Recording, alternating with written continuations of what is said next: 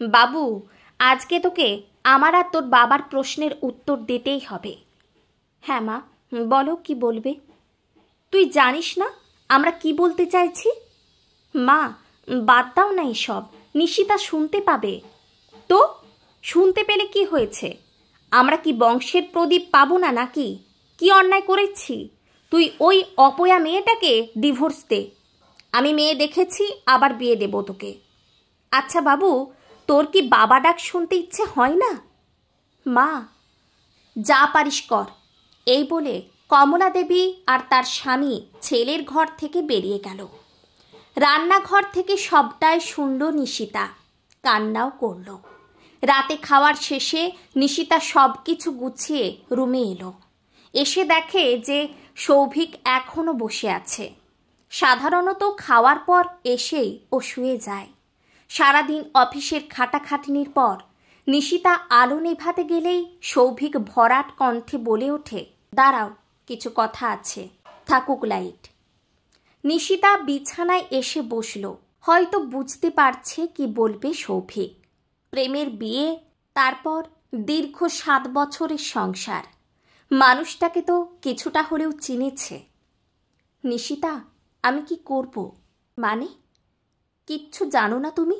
এত কিছু হচ্ছে, বাবা মায়ের এত অভিযোগ, তারপরও তুমি জিজ্ঞেস করছো মানে? তুমি কি চাইছো? সবটাই তো তুমি জানো। কি জানার কথা বলছো? ওই রিপোর্ট? ওই রিপোর্টের কথা বলছো তুমি?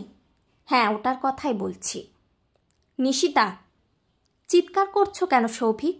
নিজের দিকে আঙুলটা উঠলে চিৎকার করে পুরুষত্ব দেখাতে চাও?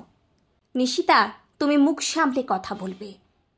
7টা বছর সৌভিক, 7টা বছর সামলে আছি। তোমার মায়ের আচরণ, অকথ্য গালিগালাজ সব সহ্য করছি। আরও কত? দোষ আমার নাকি তোমার নিজের? ওই রিপোর্ট কেন তুমি তোমার বাবা মাকে দেখাওনি? ওটা ভুল রিপোর্ট। আজে কথা বলবে না নিশিতা। কালই তুমি চলে যাবে তোমার বাপের বাড়ি। আমার মুক্তি চাই। মুক্তি তো আমারও চাই সৌভিক। ডিভোর্সটা হয়েই যাক। এই মানুষটা আমার অচেনা। এই মানুষটাকে আমি ভালোবাসি না।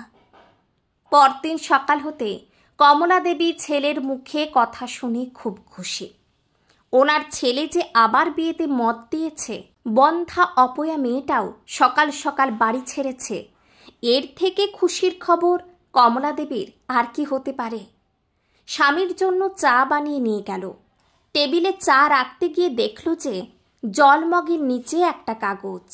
কাগজটা হাতে নিয়ে উল্টে উল্টে দেখল ডাক্তারি রিপোর্ট, তাও আবার ওনার ছেলেরই, যেখানে স্পষ্ট লেখা, প্রয়োজনীয় স্পার্ম তৈরি করতে অক্ষম হওয়ায় আপনি কখনো বাবা হতে পারবেন না।